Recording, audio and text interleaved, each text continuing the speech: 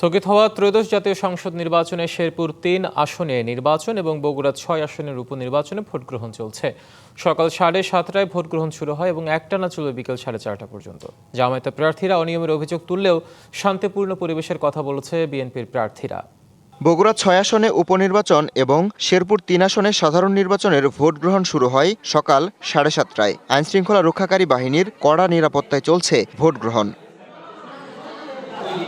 সকালে ভোট দিয়ে অনিয়মের অভিযোগ তুলে জামায়াতের প্রার্থী বলেন, বিএনপির পক্ষ থেকে বিভিন্ন কেন্দ্রে তার এজেন্টদের জোর করে বের করে দেয়া হচ্ছে।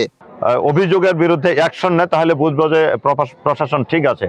আর যদি দেখি যে না এখনো অ্যাকশন নিচ্ছে না, সেখান থেকে আমার এজেন্টরা আবার কমপ্লেন দিচ্ছে, সেই ক্ষেত্রে তো একটি প্রশ্ন থেকেই যায়। তবে বিএনপির প্রার্থীর দাবি, শান্তিপূর্ণ পরিবেশেই ভোট হচ্ছে। প্রত্যেকটা কেন্দ্রে শান্তিপূর্ণ সুষ্ঠু ভোট হচ্ছে এবং ভোটার উপস্থিতি আলহামদুলিল্লাহ যথেষ্ট পরিমাণ আছে এবং সর্বোচ্চ আইন শৃঙ্খলা বাহিনী শেরপুর ৩ আসনে লিলি আল্ট্রাসফট সিরাম জেল, যা গভীর থেকে স্কিনে দেয় 3 গুণ সিরাম হাইড্রেশন। সিরাম জেল হাইড্রেশনে ব্রাইট থাকো সব সিজনে।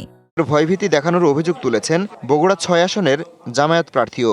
বিভিন্ন এলাকায় আমাদের কর্মীদেরকে ভয়ভীতি দেখানো হয়েছে, আমাদের নারী কর্মীদেরকে রাতে বিভিন্ন জায়গায় ভয়ভীতি দেখানো হয়েছে। কেন্দ্রে গেলে পরে দেখে নেওয়া হবে। অবশ্য সৌহার্দ্যপূর্ণ পরিবেশের কথা জানান বিএনপির প্রার্থী।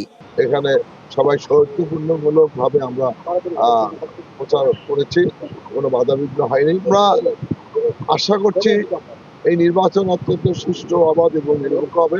সুষ্ঠু পরিবেশের কথা জানিয়ে রিটার্নিং কর্মকর্তা বলেন, বড় ধরনের কোনো অনিয়মের অভিযোগ নেই। এদিকে মালতীনগর কেন্দ্রে প্রিজাইডিং অফিসারের বিরুদ্ধে ফাঁকা ফলাফল শিটে সই করার অভিযোগ ওঠে। পরে রিটার্নিং কর্মকর্তার নির্দেশে তা ছেড়ে ফেলা হয়। DBC news desk.